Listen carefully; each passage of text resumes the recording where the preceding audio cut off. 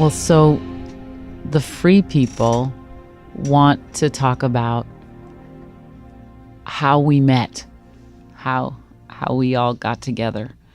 And in the last couple of days, in preparation for this, for them sort of presenting themselves, they have made sure that I had certain memories come back to me so that I could remember that these energies, these ancestral energies, have been a part of my experience from the time that I can remember remembering.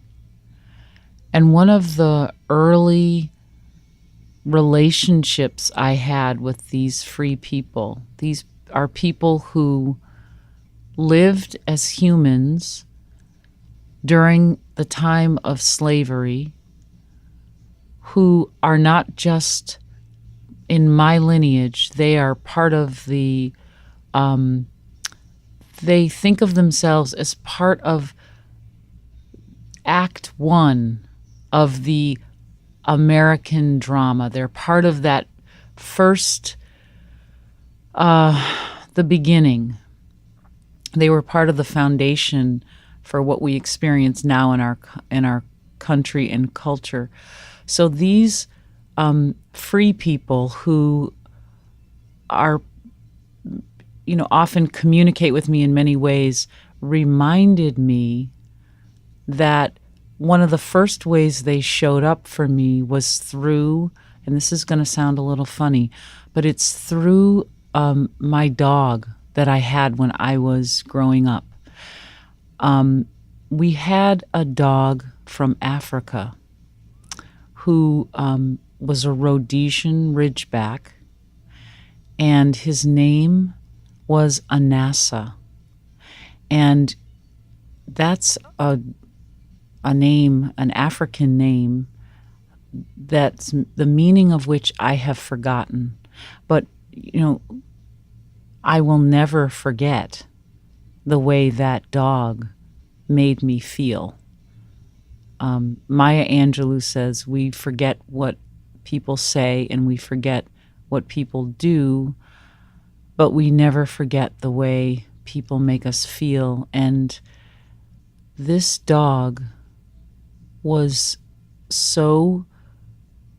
such a person, was such an energy.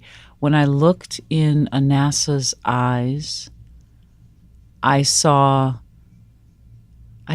so many beings, and he was an exquisite teacher of this mantra that the free people have given me, which is happy and brave.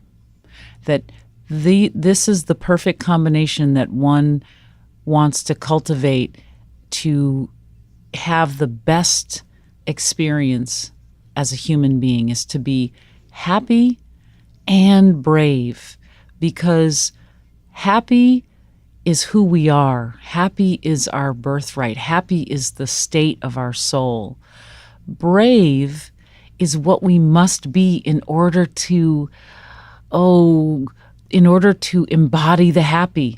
We have to be willing to smash all the ideas that get in the way of the happy. All the smallness, all the limitation, and all the lack has to be overcome. And the only way we can overcome it truly is by looking directly at it and choosing for the joy instead.